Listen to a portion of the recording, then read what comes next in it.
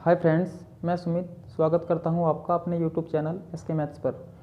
और मैंने RS अग्रवाल की कंप्लीट सीरीज चला रखी है जिसमें हम नंबर सिस्टम के क्वेश्चन नंबर 63 तक पहुंच चुके थे और आज 64 से स्टार्ट करते हैं। मैं एक टाइप के 2 या 3 क्वेश्चन कराऊंगा क्योंकि इसमें एक टाइप के काफ़ी सारे क्वेश्चन दे रखे हैं। 2 या 3 क्वेश्चन कराऊंगा, बाकी आप खुद से कर लेना। वैसे तो चैप्टर काफ़ी लंबा है और वीडियो भी काफ़ी ज़्यादा बनानी पड़ेगी, तो आप कुछ क्वेश्चन खुद से करना। कुछ क्वेश्चन आप खुद से करोगे तो कुछ क्वेरी भी आएगी, प्रॉब्लम भी होगी, तो कमेंट करके बताना। जो क्वेश्चन नहीं होगा मैं दोबारा से वीडियो कर मैं बता दूंगा। तो स्टार्ट करते हैं क्वेश्चन नंबर 64 से।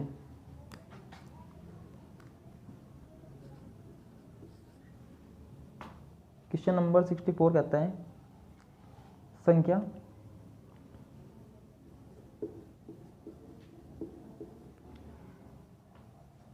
2137 की पावर 753 में इकाई का अंक क्या है?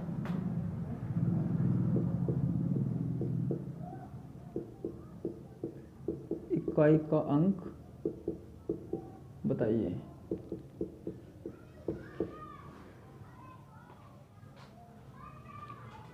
तो देखिए यहाँ पे जब हम किसी भी क्वेश्चन में इकाई का अंक निकालेंगे तो ओनली इकाई के अंक से ही मतलब रखेंगे, बाकी डिजिट काट देंगे। जैसे 7 की पावर 753, एक सेकेंड, तो 7 की पावर 753 में इकाई का अंक बताना है हमें। यहाँ पे करना क्या होता है, देखो लास्ट की 2 डिजिट पावर में लास्ट की 2 डिजिट को 4 से भाग करना होता है। जैसे हम लास्ट की 2 डिजिट को 4 से भाग करेंगे, 53 को 4 से भाग करेंगे तो 13 चौके 52। ये वैसे ही पता लग रहा है कि 13 चौके 52 कट जाएगा, 1 बच जाएगा, 1 बचेगा। जो यहाँ पे रिमाइंडर बचेगा उसे पावर में लेना होता है। तो 7 की पावर 1 मतलब 7 ही का एक अंक होगा। ठीक है जी, ये फर्स्ट क्वेश्चन था इसलिए मैंने थोड़ा आराम से समझाया, बाकी अब थोड़ा स्पीड से चलेंगे। क्वेश्चन नंबर 65, 13 की पावर 2003, 13 की पावर 2003 में इकाई का अंक बताना है। यूनिट डिजिट फाइंड करनी है। तो देखो इस एक से तो कोई मतलब नहीं, से काट दिया। और 2003 में 2000 तो पूरा पूरा कटेगा, 4 से 3 बच जाएगा। तो 3 की पावर 3, 3 की पावर 3 मतलब 27, 3 3 9 27 में इकाई का क्या हुआ 7। क्वेश्चन नंबर 66, 22 की पावर 23,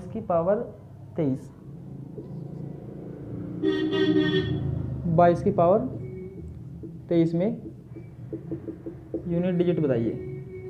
देखो इस 2 से कोई मतलब नहीं है। इस 23 में 20 4 से पूरा पूरा कटेगा, 3 बचेगा। तो 2 की पावर 3 मतलब 8।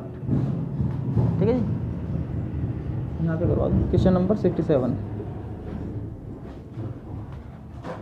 7 की पावर 105 में इकाई का अंक बताइए। वो यूनिट डिजिट बतानी है। तो देखो 7 की पावर 105 में 102 तक शायद 4 से भाग कर लो, 4 दूनी 8, 2 4 6 24, तो 1 बचेगा। 7 की पावर 1 यानी 7 ही आंसर आ जाएगा। तो ये 2-3 क्वेश्चन मैंने बताया आप, बाकी तो इनके सारे ऐसे क्वेश्चन हैं, कर लेना। 1-2 क्वेश्चन छुड़वा देते हैं बीच में। क्वेश्चन नंबर 68 तो बहुत ईजी है। 69 देखो, क्वेश्चन नंबर 69, 56 27 की पावर 153 गुना 671 की पावर 72 में इकाई का अंक बताना है। देखो इनसे तो कोई मतलब नहीं है। अब 7 की पावर 153 गुणा 1 की पावर 72। देखो ये बात याद ध्यान रखना, 0 1 5 6, 0 1 5 6 4 ऐसे डिजिट है जिनके इकाई अंक कभी नहीं बदलते, इनकी पावर कितनी भी हो जाए तो इसका तो 1 ही रहेगा। अब 153 को 4 से भाग करना था, 4 × 12 और 4 × 32, तो 7 की पावर 1, यानी यहाँ भी क्या आ गया 7। नोट करिए, मिटाते हैं।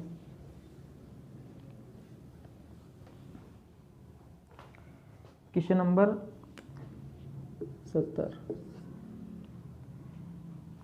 7 की पावर 95 माइनस 3 की पावर 58, में भी यूनिट डिजिट बताना है, यूनिट डिजिट। देखो 7 की पावर 95 में 92 यानी 92, 23 चौका 92, 4 से कट जाएगा तो 3 बचा, 7 की पावर 3 माइनस 3 की पावर 58 में 56, 14 चौके 56, 4 से कट जाएगा तो 3 की पावर 2, तो 7 की पावर 3 मतलब 343, 7 7 49 7 343 माइनस और 3 तिया 9, तो 13 में से 9 गए 4, इकाई अंक क्या आ गया 4। नोट करिए। क्वेश्चन नंबर 71 सेम है, कर लेना, जो पिछला कराया था, जो 69 कराया है वही है सेम। 72 देखिए, 72 3 की पावर 61 गुना 6 की पावर 43, 6 की पावर 43 गुना 7 की पावर 82, 7 की पावर 82। देखो 3 की पावर 61 में 60 4 से पूरा पूरा डिवाइड होगा तो 3 बचा, 3 की पावर 1 मतलब 3, और 6 तो 0 1 5 6 इस सीरीज में है, इसका मतलब ये तो 6 रहेगा, और 7 की पावर 82 में 80 4 से पूरा पूरा कटेगा, 7 की पावर 2, 7 की पावर 2 यानी 7 49, 7 की पावर 2 मतलब 49, तो इकाई अंक क्या है 9, तो 6 3 6 18 यानी 8 और 8 9 72 यानी 2, इकाई अंक आ गया आपका 2। नोट करिए।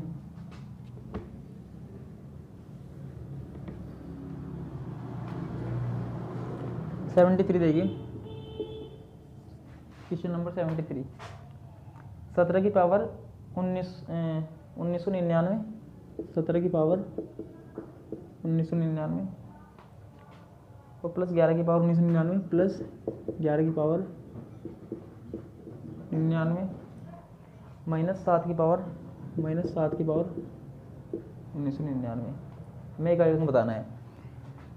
देखो इससे तो मतलब ही नहीं, 1 से 7 से मतलब है, और ये 7 की पावर 1999 प्लस में है और ये माइनस में है तो कट जाएगा, और बचा 1 की पावर 1999 मतलब 1, इसमें तो कुछ था इन सवाल में, तो बहुत ही जीता। तो ये इकाई के अंक के सवाल खत्म हो चुके हैं, और जो 2-3 सवाल मैंने छुटवाए खुद से करना, नहीं हो पाए तो कमेंट करके बताना। 74 क्वेश्चन देखिए,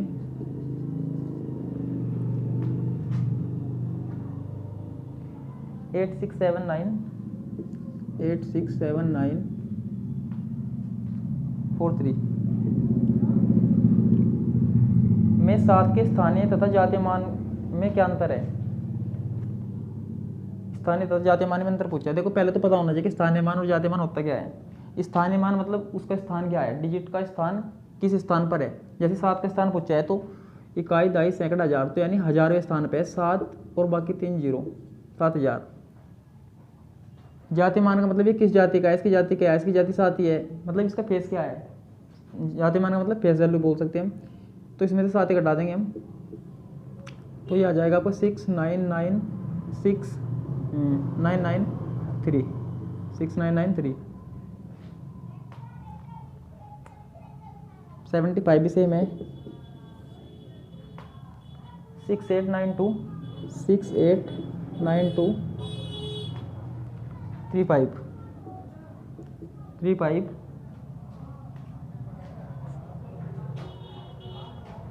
में 9 तथा 3 के स्थानीय मानों का अंतर बताइए। 9 तथा 3 के स्थानीय मानों का अंतर बताना है, ठीक है जी। तो देखो 9 उतार लिया ऊपर से और जितने भी डिजिट उसके बाद है उतनी जीरो लगा दी। फिर 3 उतार लिया, 3 के बाद एक अंक है तो एक डिजिट यानी 30 का अंतर बताना है। तो 0, 10 में 3 गए 7 और ये 9 और ये 8, 0 है 8970। ठीक है जी। तो ये दोनों क्वेश्चन सेम थे जैसे दोनों करा दिए मैंने। क्वेश्चन नंबर 76 कुछ खास क्वेश्चन नहीं है, छोड़ने वाला क्वेश्चन है। और 77 देख लो, वैसे तो ये भी कुछ खास नहीं है, ये भी छोड़ने वाला है, लेकिन बता देता हूँ आपको। ए तथा बी दो वास्तविक संख्या ऐसी है जहाँ ए बी बराबर 0, या ए बी बराबर 0। तो ऑप्शन दे रखी है ए बराबर 0 तथा बी बराबर 0। बी ऑप्शन है ए बराबर 0 अथवा बी बराबर 0 अथवा दोनों में से प्रत्येक 0। सी है ए बराबर 0 तथा बी बराबर नॉट 0। और डी ऑप्शन है बी बराबर 0 तथा ए बराबर नॉट 0। तो कौन सा ऑप्शन सही होगा? देखो, अगर ए को 0 मानते हैं तो बी तो ऑटोमेटिकली 0 हो जाएगा। अगर ए को मैं 0 मानूंगा और 0 के साथ किसी भी संख्या का गुणा करेंगे तो 0 हो जाएगा। इसका मतलब हम कह सकते हैं या तो ए को 0 कर दो या तो बी को 0 कर दो। 0 आंसर तभी पॉसिबल है, या तो ए 0 है या तो बी 0 है, या तो ए 0 है या तो बी 0 है, या तो ए 0 है या तो बी 0 है, या दोनों 0 है, दोनों 0 है।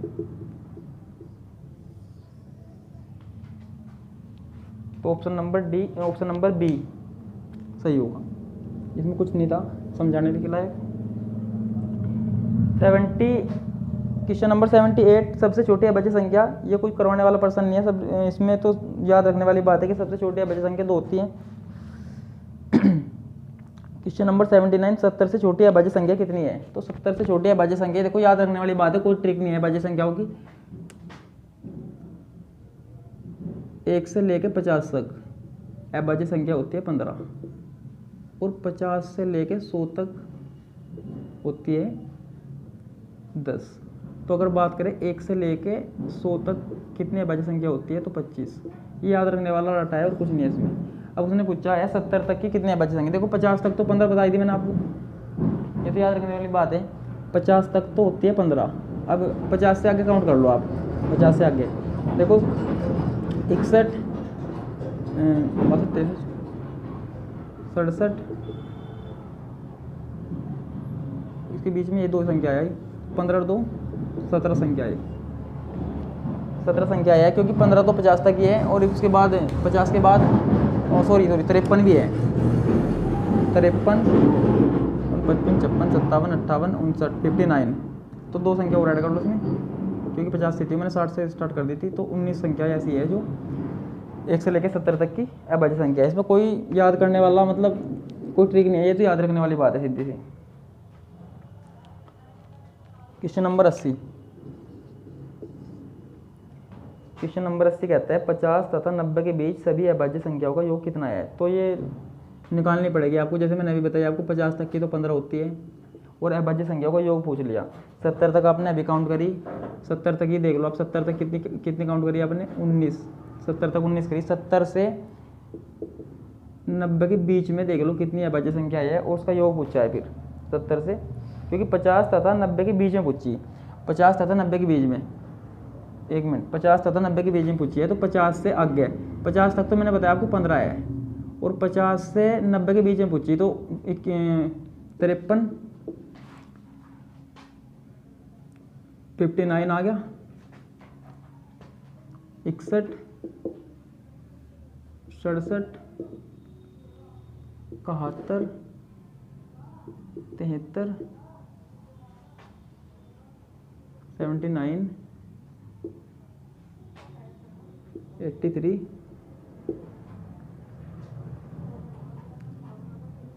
89, बस यही है। 1 2 3 4 5 6 7 8 9, ये 9 संख्या है, इनका सम पूछा है, तो ये कुछ नहीं है, जोड़नी है नॉर्मली। अभी जोड़ने वाला तो खुद ही करना होता है अपने आप, इसमें क्या बताऊँ आपको। ठीक है, मिटाऊँ से। तो क्वेश्चन नंबर 81 सेम है, 110 से 120 के बीच अभाज्य संख्या है। अभाज्य संख्या होगी, कोई ट्रिक नहीं है, कोई सूत्र नहीं है, कुछ नहीं है, कोई फॉर्मूला नहीं है, ये तो खुद ही निकालने पड़ेंगे आपको। 100 तक तो नॉर्मली आपको याद रखनी है, उसके बाद भी रखना चाहो तो रख सकते हो, वरना फिर निकाल लो। तो निम्नलिखित में कौन सी एक अभाज्य संख्या है? ये क्वेश्चन अच्छा है, ये देखो, इस क्वेश्चन को बताता हूँ आपको कैसे करेंगे। 82 में ये पता करना है हमें कि कौन सी अभाज्य संख्या है, ये पता करना। अगर हम तरीके से नहीं चलेंगे तो यहाँ पे दिक्कत हो सकती है। देखो ये ऑप्शन लिख दिया मैंने आपके सामने, A B C D। Paper में इस सवाल को कैसे करेंगे? तो ऑप्शन नंबर ए है 161, 221, 373 और आपका 437 में अभाज्य संख्या बतानी है हमें कौन सी है। कोई भी अभाज्य संख्या, पहले आपको बता दूं मैं कि सबसे पहले आपको याद रखना कि कोई भी अभाज्य संख्या 1 से लेकर इन्फिनिटी तो कहीं तक भी आप जाओगे तो कोई भी अभाज्य संख्या होगी वो 6k ± 1 की फॉर्म में होगी। एक तो ये बात आपको याद रखनी है, कोई भी अभाज्य संख्या जो होगी वो 6k ± 1 की फॉर्म में होगी। हो सकता है, देखो ध्यान से सुनो मैं क्या कह रहा हूँ, दुनिया में बनने वाली कोई भी अभाज्य संख्या 6k ± 1 की फॉर्म में होती है, ठीक है जी। लेकिन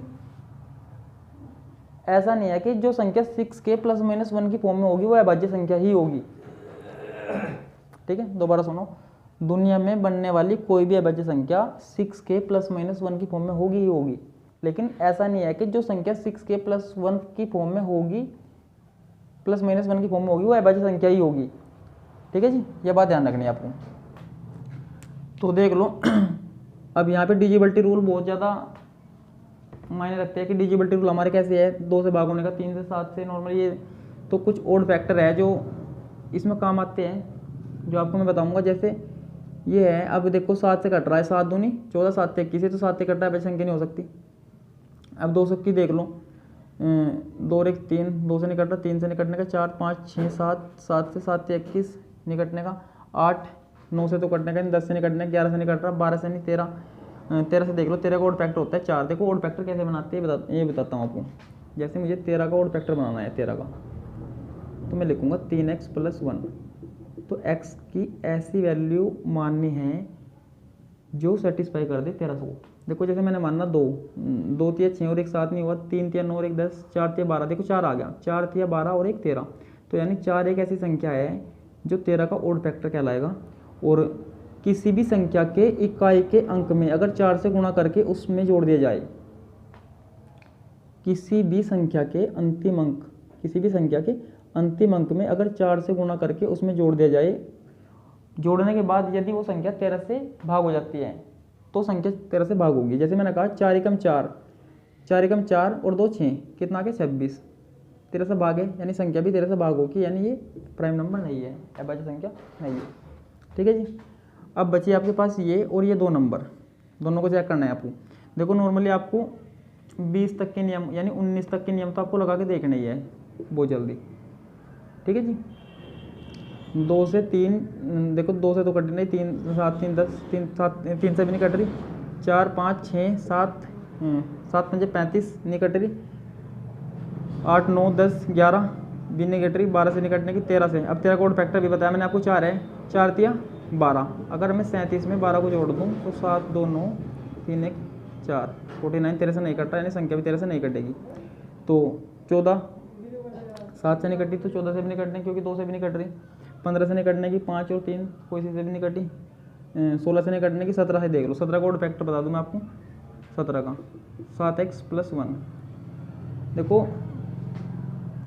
7 या 21 1 22, 7 5 35, 7 5 35 -1 तो -5 आ गया, क्योंकि 7 5 35 माइनस के 35 + 1 कितना का 34 माइनस के, यानी 34 माइनस के क्या है 17 का ओड फैक्टर है 5।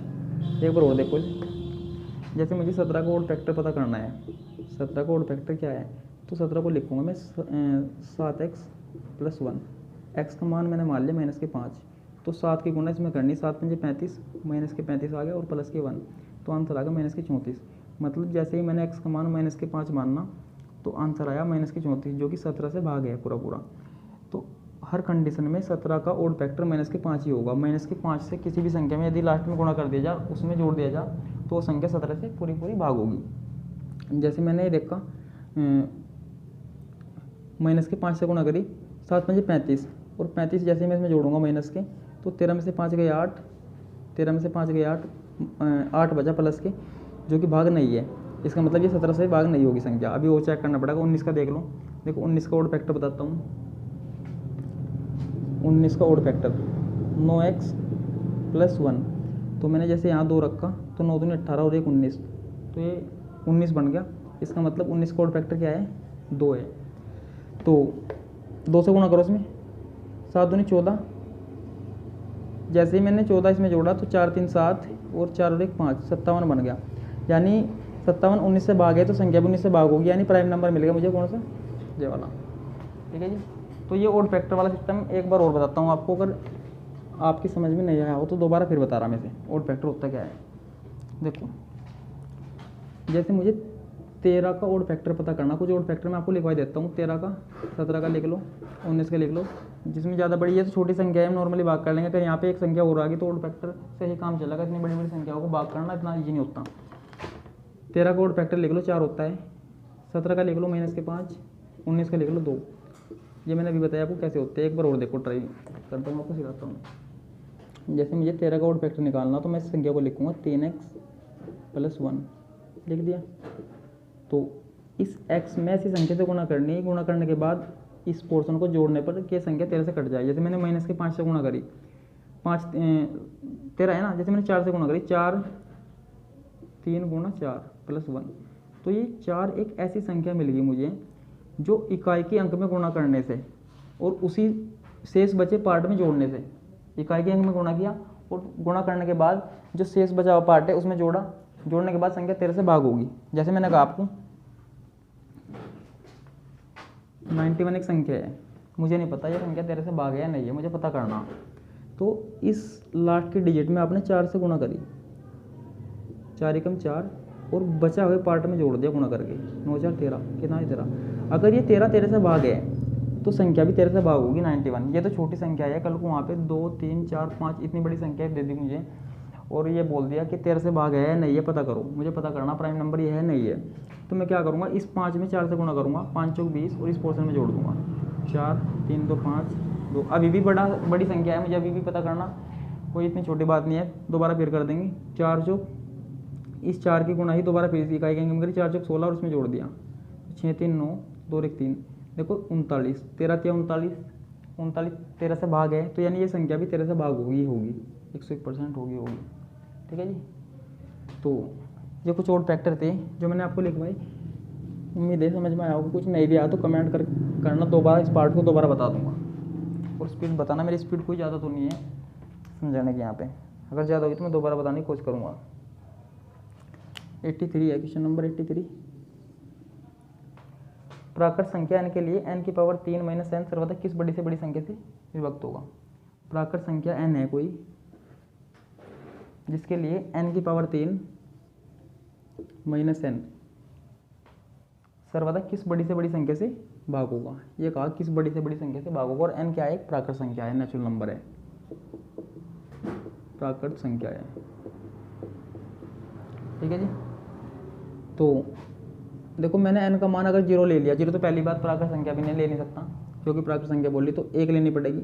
अगर मैं 1 लूँगा तो मान 0 ही हो जाएगा, 0 हो जाएगा ना, इसलिए 1 भी नहीं ले सकते।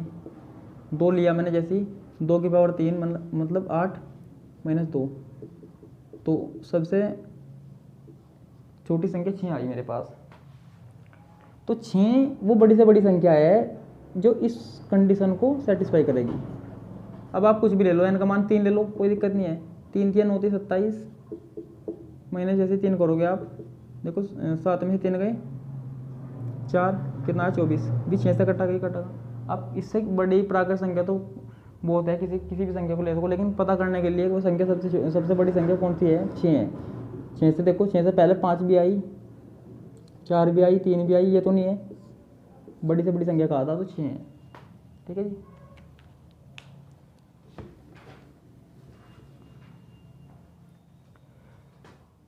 Question number 84।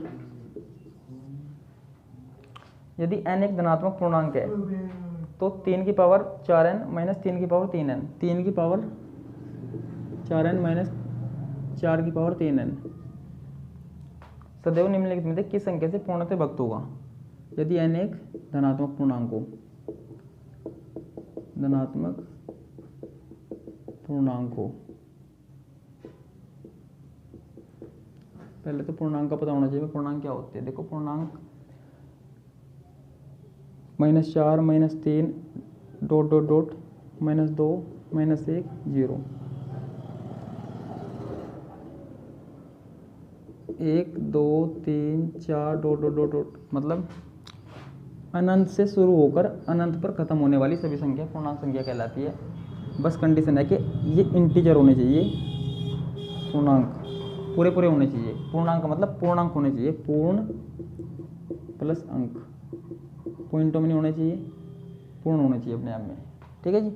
अनंत से अगर आप डेफिनेशन लिखना चाहो तो अनंत से शुरू होकर अनंत पर खत्म होने वाली सभी संख्याएं पूर्ण संख्या कहलाती हैं, पूर्णांक संख्या कहलाती है। उसने कहा धनात्मक, तो जो पॉजिटिव संख्याएं है ये सारी की सारी संख्या क्या कहलाएंगी? धनात्मक संख्या। संख्याएं जो बोली n एक धनात्मक पूर्णांक है, मतलब इनमें से कोई भी हो सकता है, ये नहीं हो सकता ऋणात्मक, ये ऋणात्मक है। ठीक है जी। तो इसे मिटाते हैं। अब देखते हैं सवाल।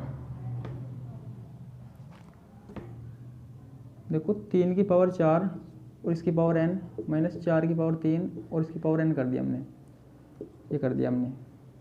तो 3 की पावर 4, 3 3 9 3 27 3 81 की पावर n माइनस 4 चौक 16 चौके 64 की पावर n। अब ये फॉर्मूला बन गया। देखो a की पावर n माइनस b की पावर n, दो फॉर्मूले बताता हूँ आपको। एक a की पावर n बराबर b की पावर n। यदि ये कंडीशन है a की पावर n तथा b की पावर n, तो इसके कितने फैक्टर संभव है? कितने फैक्टर संभव है? देखो यदि n, यहाँ पे कंडीशन है यदि n एक विषम संख्या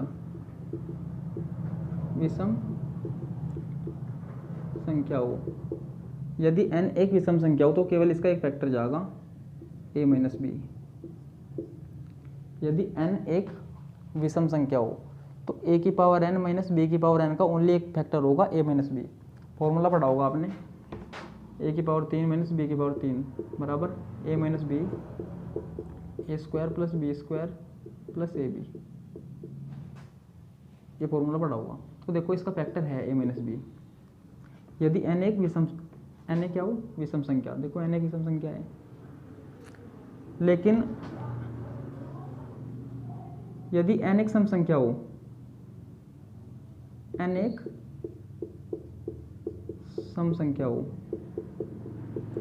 तो इसके दो फैक्टर होंगे, a प्लस बी भी होगा और a माइनस बी भी होगा। ठीक है जी। एक फॉर्मूला है ए स्क्वायर प्लस ए स्क्वायर माइनस बी स्क्वायर, ये पढ़ा होगा आपने। दोनों फैक्टर होते हैं इसके, a प्लस बी भी होता है और a माइनस बी भी होता है। सेम यही फॉर्मूला है। देखो n क्या है यहाँ पे? पॉजिटिव नंबर है, यानी धनात्मक पूर्णांक है, धनात्मक संख्या है, तो दोनों फैक्टर पॉसिबल है। अब उसने कहा कि n एक धनात्मक पूर्णांक है तो ओड नंबर भी हो सकता है और इवन नंबर भी हो सकता है, यानी सम संख्या भी हो सकता है और विषम संख्या भी, कोई सा भी हो। देखो n या n चाहे तो विषम संख्या हो और n चाहे सम संख्या हो, तो a माइनस बी फैक्टर तो दोनों में ही है ना, a माइनस बी दोनों में, यानी इसका एक फैक्टर 81 माइनस 64 तो होगा ही होगा। n को चाहे तो आप ओड नंबर ले लो और या फिर इवन नंबर ले लो, या तो विषम संख्या ले लो या सम ले लो। a माइनस बी फैक्टर तो होगा ही होगा, यानी 81 माइनस 64, तो एक फैक्टर 17 तो होगा ही होगा। ये तो हर कंडीशन में होगा ही होगा। ठीक है जी। तो लास्ट क्वेश्चन करते हैं, मिटाता हूँ उसे, स्क्रीनशॉट ले लेना।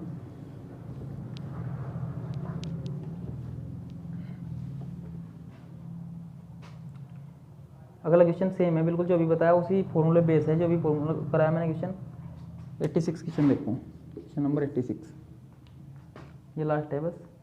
यदि n एक प्राकृत संख्या हो, क्योंकि बार फिर n एक प्राकृत संख्या हो, यदि n एक प्राकृत संख्या हो तो 10 की पावर n माइनस 1 के अंकों का योग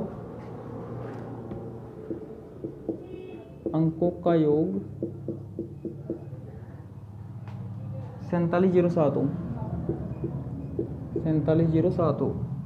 तो n का मान कितना है? देखो n एक प्राकृत संख्या है, n क्या है? प्राकृत नेचुरल नंबर है। तो n का मान आप कुछ भी मान लो। देखो अब मैं कम से कम प्राकृत संख्या लेके चलूंगा। कम से कम मैंने मान लिया कि n का मान 1 है। अगर 1 n का मान है तो इसके अंकों का योग कितना आ जाएगा? 10 की पावर 1 यानी 10 माइनस 1 9 आ जाएगा। इसके अंकों का योग कितना आ गया? 9 आ गया। 9 की वैल्यू दे रखी है आपको 4707, 9 की वैल्यू दे रखी। तो आपको n की वैल्यू निकालनी है और n को मैंने क्या मान लिया? 1, यानी मुझे किसकी वैल्यू निकालनी? 1 की। ठीक है जी। 10 की पावर n माइनस 1 में n एक प्राकृत संख्या है और n को मैंने मान लिया 1, क्योंकि 1 भी क्या है? एक प्राकृत संख्या है। देखो प्राकृत संख्या में आप कुछ भी मान सको, 2 3 4 5, जितना बड़ा मान मानोगे उतने बड़े मान की वैल्यू निकालनी पड़ेगी आपको, इसलिए मैंने सबसे छोटा मान 1 मानना है। तो n को जैसे मैंने 1 मानना तो मुझे 1 की ही वैल्यू निकालनी है। तो जैसे ही मैंने n को 1 मानना, 10 की पावर 1 माइनस 1, 10 की पावर 1 मतलब 10 माइनस 1 9, यानी इसके अंकों का योग कितना आया? 9 आया। तो 9 की वैल्यू इतनी है और मुझे किसकी निकालनी? 1 की। ठीक है जी। तो डिवाइड कर देंगे 9 से 9 पंजे 45, 9 दूनी 18 और 9 तीन 27। तो 1 की वैल्यू कितनी आई? 523, यानी n का मान कितना है? 523। जहाँ पे मैंने n को गलती से 1 ले लिया था वहाँ पे 1 ना होके 523 था। तो ये लास्ट क्वेश्चन था। कल क्वेश्चन नंबर 87 से स्टार्ट करेंगे और कोशिश करेंगे कि अगली 2 वीडियो में चैप्टर को समाप्त हो जाए।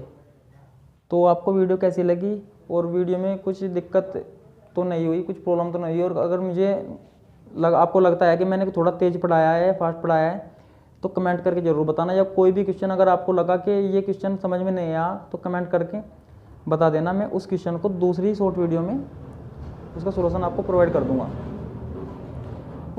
कुछ भी प्रॉब्लम वीडियो में अगर नज़र आई हो तो प्लीज़ कमेंट करके ज़रूर बताना। ठीक है जी, धन्यवाद।